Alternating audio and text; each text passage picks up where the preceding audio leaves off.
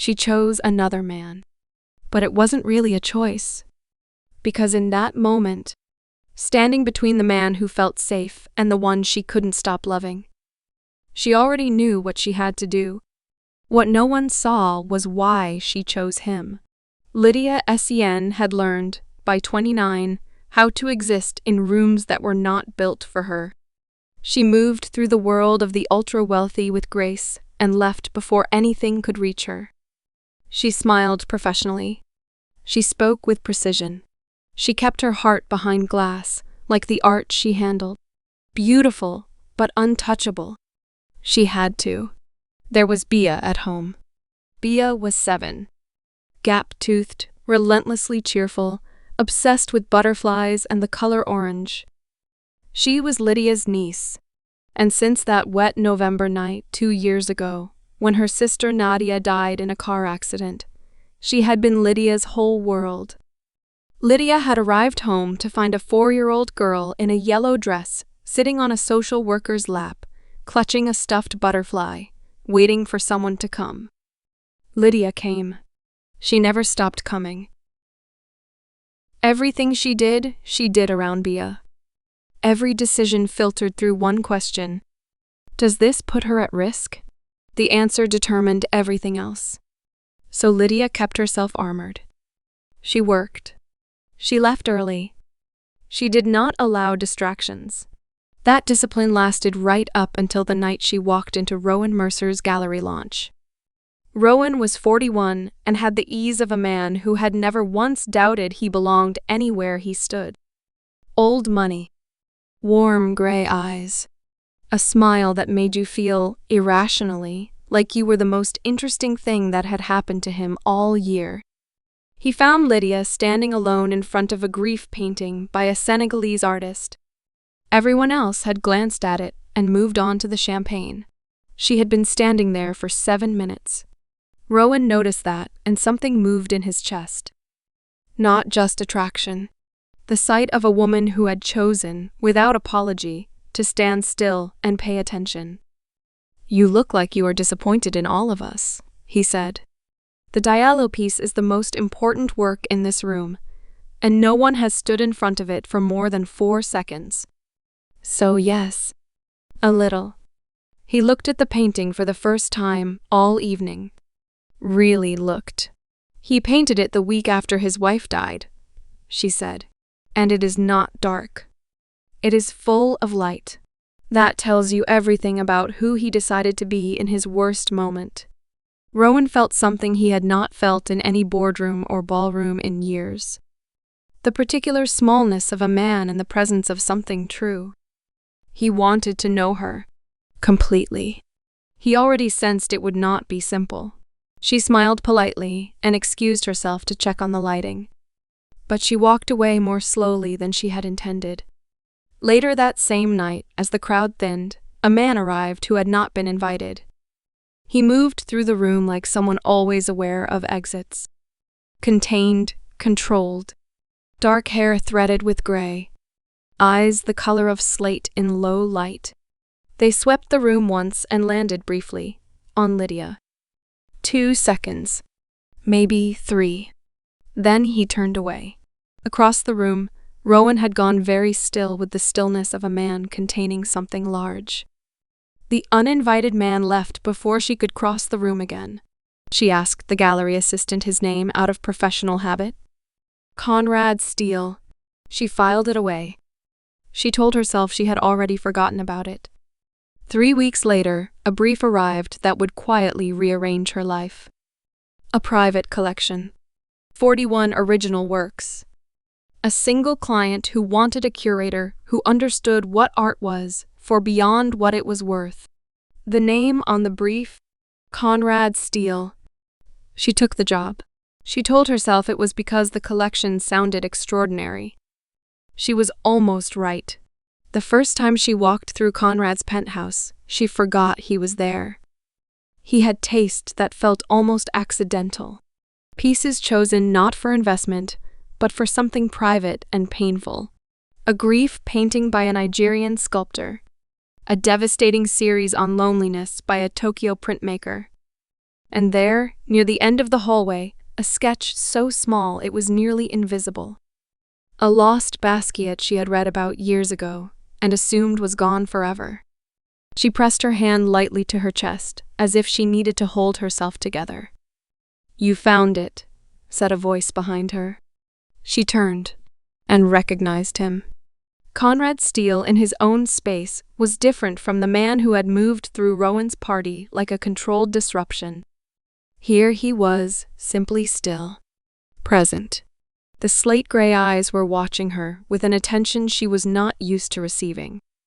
Not admiring, not assessing. Just seeing. "You were at the Mercer event," she said. Briefly.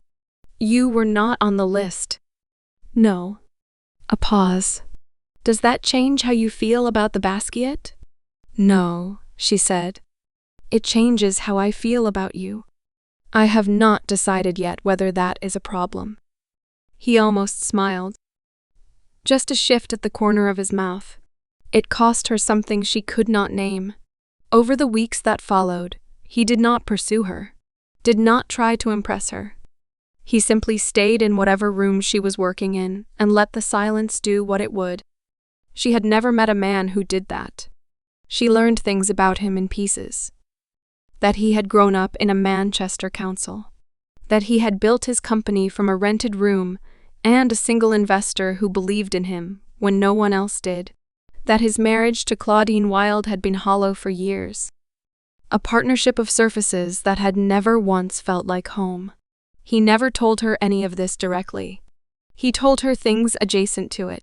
Careful, oblique things. And she heard the rest in the spaces between. She was falling, and she knew it, and she could not make herself stop. One evening she mentioned Bia in passing. He set down what he was reading. "She sounds like someone worth getting home for," he said quietly. Such a simple thing. But Lydia had spent 2 years surrounded by people, admirers who treated Bia as a complication. Conrad said it like it was the most obvious truth in the world.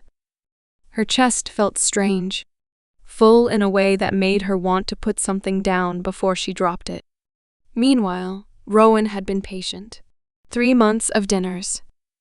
Of remembering details. Of being genuinely, consistently good. He liked her in a way that was real, and she knew it. Then one evening she mentioned Conrad's name. Just professionally. Just the job. But Rowan set down his fork, and something old moved across his face. Because he knew Conrad. He knew that particular quality of silence. He had seen it before, in the weeks before his father's company collapsed. "How long have you been working with Steele?" "About 6 weeks." "Why?" "We have a history. I know there is a rivalry. The industry talks." "It is more than rivalry," he said, his voice very level. 11 years ago there was a business dispute. My father's company was involved," Conrad testified. What he said was not entirely true, and he knew it. My father lost everything he had spent his life building. He was dead within 18 months. Lydia sat with that. She did not rush to fill the silence. She felt the full weight of where she was standing, between 2 powerful men, both moving toward her with Bia at home, and everything fragile and carefully balanced. Rowan watched her face as she absorbed it. And he felt, with the quiet dread of a man who already knows, that she was in deeper than she understood. Claudine Wilde arrived at Lydia's studio on a Tuesday morning without an appointment. She was 53 and wore her elegance like a warning. She sat down without being invited, looked around the studio with brief contempt, and then looked at Lydia the way you look at a problem you have already solved. "My husband is developing feelings for you," she said, not accusingly. "Factually, I can see the shape of it. I have seen it before." She opened her handbag and placed a folder on Lydia's desk. "I have contacts in several offices you would find relevant. Your guardianship of your niece." "Beatrice, yes? It's not the impenetrable arrangement you may believe it to be. Investigations take time. Even when they resolve in your favor, they leave marks. The room went absolutely still. Lydia did not move, but something happened behind her eyes. A shift so complete it was almost visible. She was seeing Bia. Bia in a stranger's house. Bia not understanding where Lydia was. Bia's small face at a doorway that would not open. Walk away from my husband. Let whatever that is or is not between you two dissolve. You do that, and I have no reason to involve anyone in anything. Claudine left the folder. She left the room. She did not look back. Lydia sat alone for a long time. She did not cry. Crying was a luxury she could not afford. She just sat and thought and arrived at the only decision she believed she could make. She did not call Conrad. She canceled their next session by text. Professional. Final. 5 sentences. He called twice.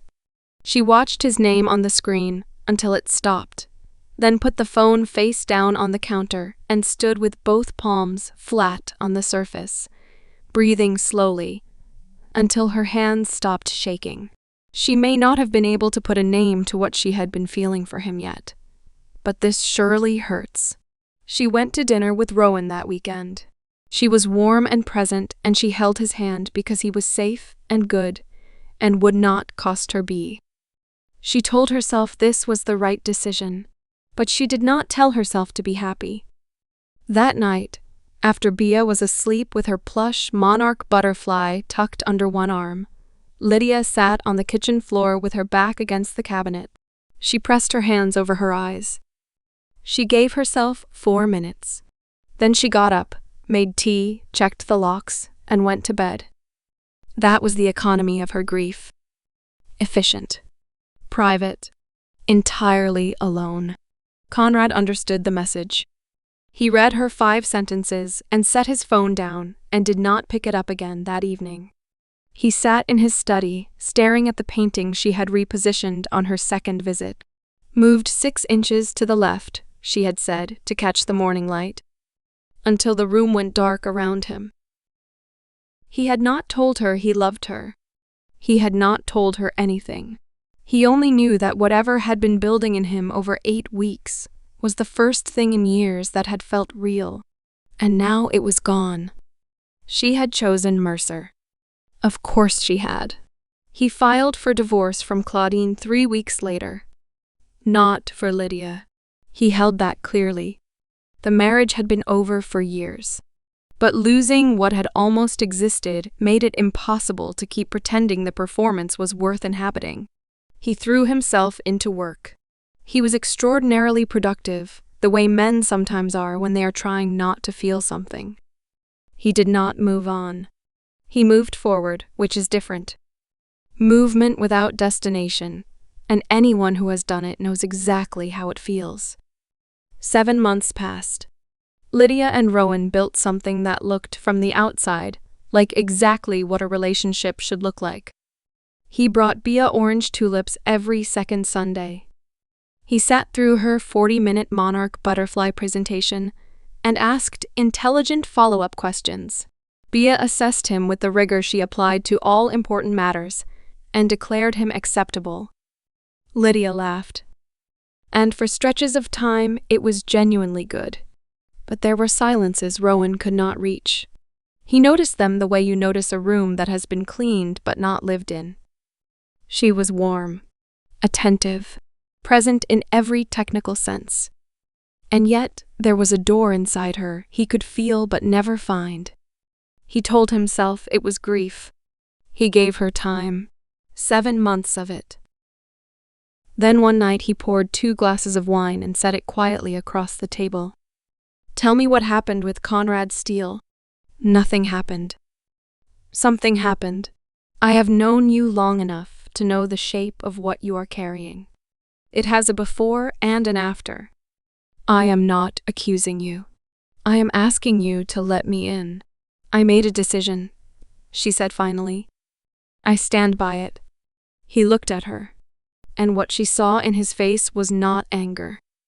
It was something quieter and more devastating. The expression of a man who already knows the answer and is asking the question anyway, because he still hopes to be wrong. "Okay," he said softly, and let it go. But that night he lay awake, repeated this conversation in his head, and understood with the dull clarity that comes at 2 in the morning that the door he could never find was not closed because of grief. It was closed because someone else was standing on the other side of it. Few weeks later, Conrad's lawyer found a strange thread, an irregular payment in the post-divorce audit. Conrad pulled it.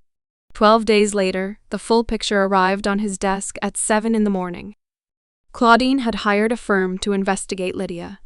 The guardianship. The terms of Bia's custody. The name of a family services coordinator who had once sat on Claudine's charitable board. All of it assembled. All of it held in reserve like a weapon she had never needed to fire. Because Lydia had simply disappeared. Conrad sat at his desk and understood, finally, what she had done. She had not chosen Mercer. She had not walked away because she did not feel what he felt.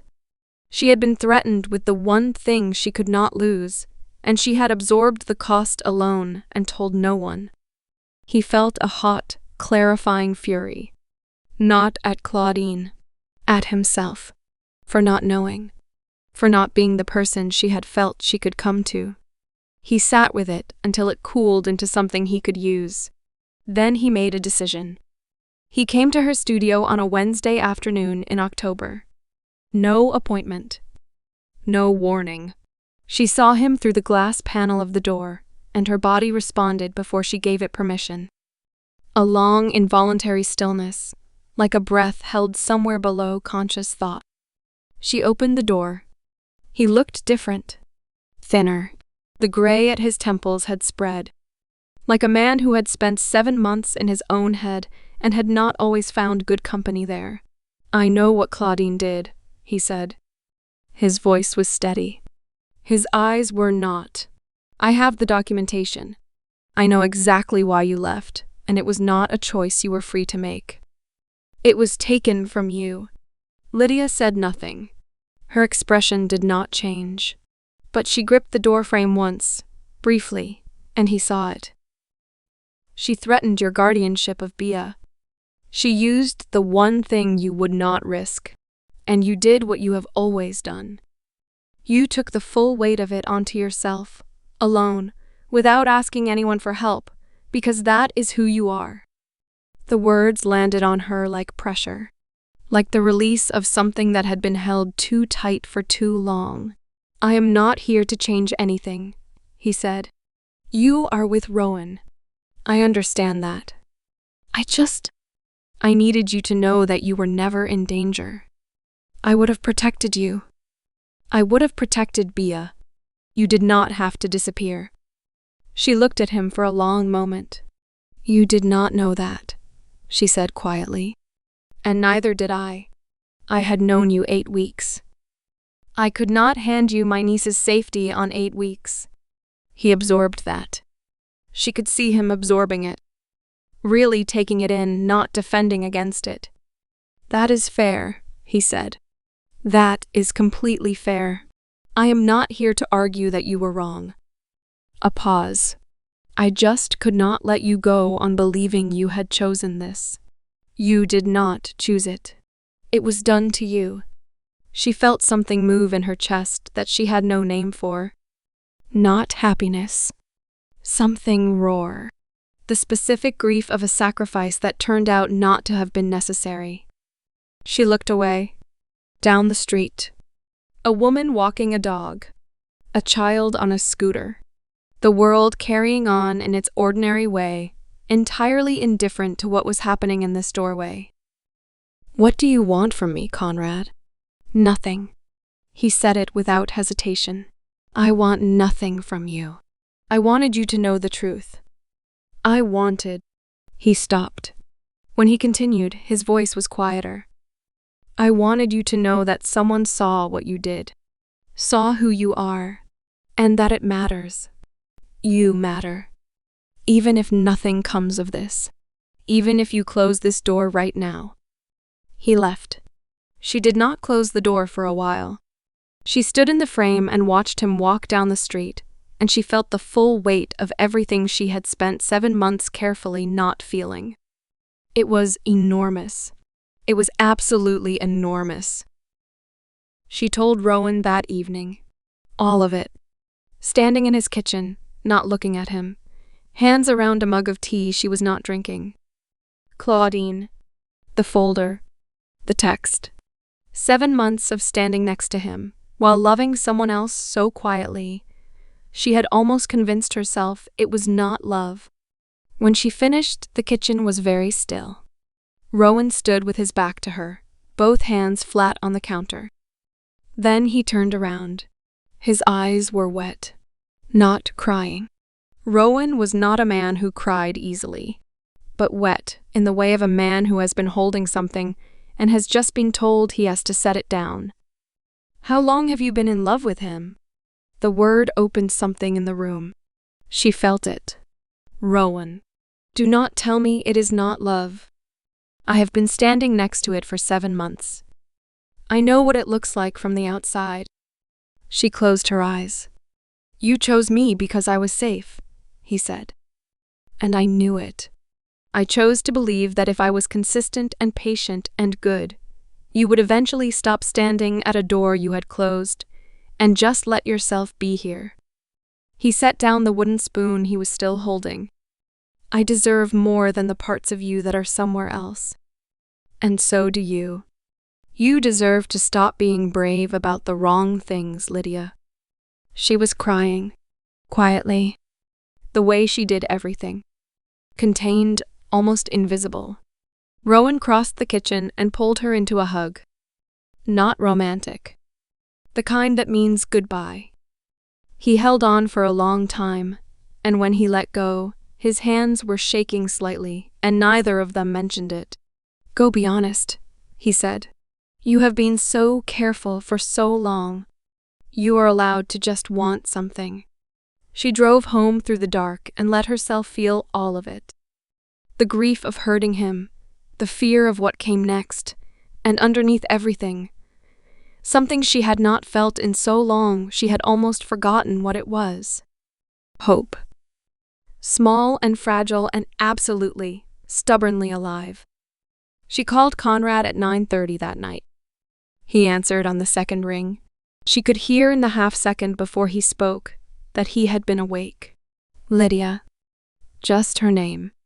But the way he said it, low and careful, like something being kept very still so it would not break, undid the last of her composure.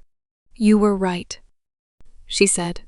"I was afraid, and I made a decision that was not fully mine to make, and I have been paying for it for 7 months, and it has not been." Fine. Silence. Then, B. Is she? She is asleep. She is clutching a plush monarch butterfly, and she is completely fine. A long exhale on his end, like a man releasing something he had been holding for months. "Are you free Saturday?" "I have Bia." "I know. I was going to ask if she would like the botanical garden. There is a butterfly exhibit. Live ones. It runs through the end of the month." Lydia pressed her free hand over her mouth, not to stop herself speaking, to hold herself together while something that had been closed for a very long time finally, quietly opened. "She will love that," she managed. "Good." A pause, warm and unhurried. "So will I." They did not rush. They had both paid the price of pretending, and neither had any interest in doing it again. Bia assessed Conrad on their first meeting with the full rigor she applied to all important things. She asked him 3 questions. Did he know the difference between a monarch and a viceroy butterfly? What was his favorite color? And was he going to make her aunt sad?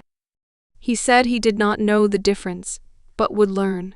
He said dark gray. She told him that was not a color. It was a mood. Lydia laughed so hard she spilled her coffee. Then Bia looked at him very seriously. Are you going to make her sad?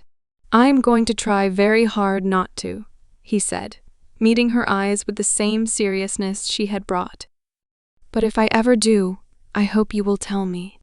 Bia considered this for a long moment. Then she gave one decisive nod. Acceptable, she said, and went back to her butterfly encyclopedia. Conrad looked at Lydia over the top of Bia's head. His face was doing the thing she had learned to read. The held-back warmth, the almost smile. She looked back at him and felt, for the first time in 2 years, like she was exactly where she was supposed to be. He was not perfect. He was private in ways she still had to learn to reach past. He worked too late. He sometimes said nothing when she needed him to say something. But he saw her, not the composed professional who knew paintings and art. He saw the woman who cried on kitchen floors alone and got up and made tea, who checked the locks every night and packed Bia's lunch and held everything together with both hands. He saw all of it, and he stayed.